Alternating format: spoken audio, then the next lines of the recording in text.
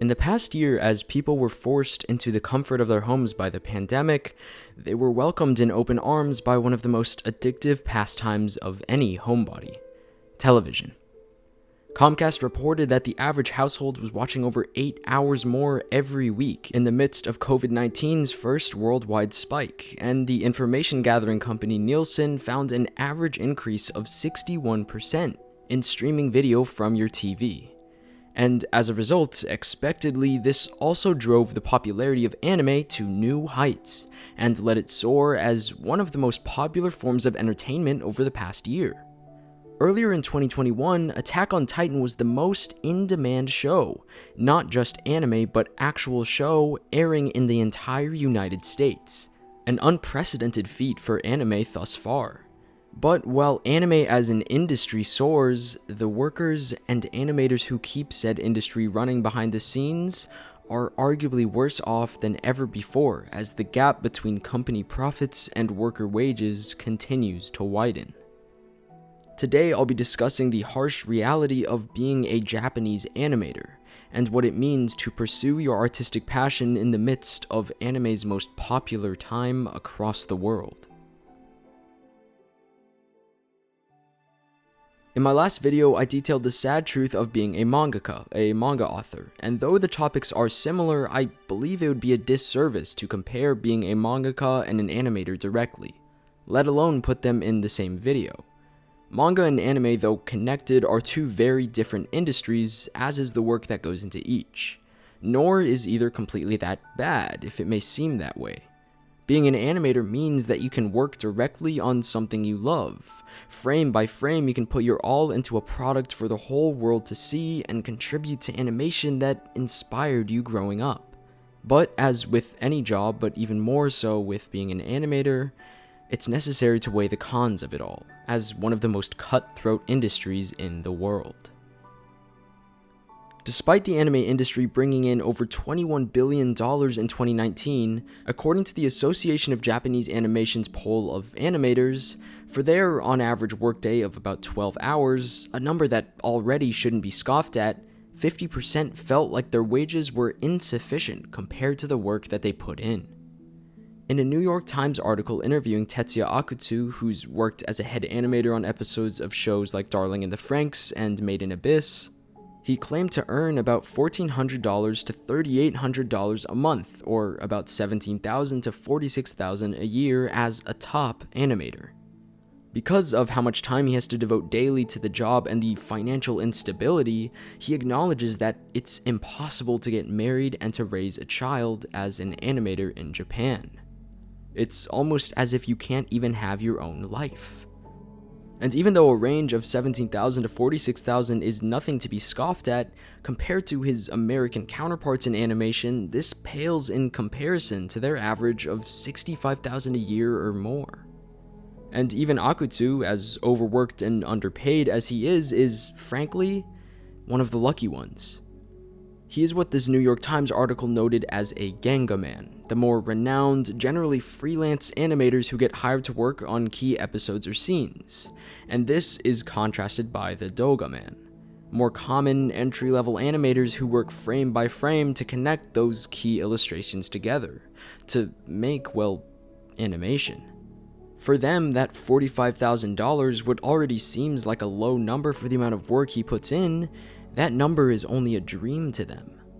27% of the animators participating in the poll about wages said that they earned less than 1 million yen, or about $10,000 annually. The average was said to be about $12,000 a year in 2019, barely a reasonable salary for any job. And this is all on top of the fact that the large majority of animators live in Tokyo, renowned as one of the most expensive cities in the world.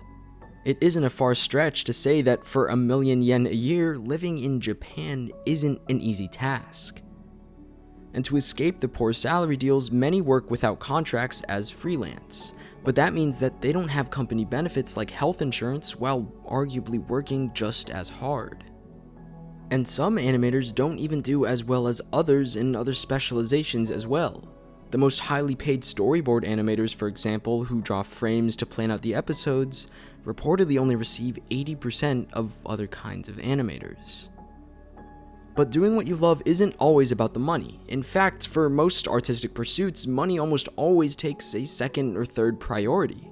But with the amount of work that Japanese animators have to do, burnout and exhaustion are significant issues for those working towards their passions that must be taken into consideration. Another survey supports the earlier claim of an average of 12-hour workdays for animators, this one averaging out to 11. But it's not like they spend half of the entire day to work overtime so that they can, say, have less work the next day. Actually, over 50% of those surveyed had 4 or less days off in the entire month, including weekends, taking the idea of karoshi, death by overwork, to its extreme. I talked very in depth about the idea of karoshi in my video about mangakas and how they work to the bone for each and every chapter, so go and watch that video if you want to further understand the term itself. But it essentially refers to the very common culture of overwork within Japan's workforce, where stretching your body's limits for work is almost like a badge of honor rather than a significant concern. 12 plus hours of work a day for $30, not even a full weekend off at the end of the week. It can't even be considered minimum wage, really. But don't get me wrong, this isn't always forced on them. In fact, it is an inherent cultural standard in Japan to want to work for a collective purpose and devote yourself entirely for that sake. It is voluntary, and it does stem from each animator's, or each of Japan's workers really, their passion for their work. Some decide it's not worth it. Ryosuke Hirakimoto quit the industry after his first child was born, after many years of never making more than $38 a day. But most do stick with it. According to Hirakimoto, no matter how little some of them got paid, they were willing to do the work. And so there is a really important question that must be addressed, which is, why doesn't it change? Why don't conditions and wages improve? Why is animation so grueling? Well, a big aspect of the problem is that the supply of aspiring animators is relatively inelastic, meaning that companies can keep wages just about as low as they want and still receive a stable supply, if not an influx actually, of workers. Because there are so many young animators passionate about creating anime who dream of making it big and working on this art form, most costs are acceptable to them.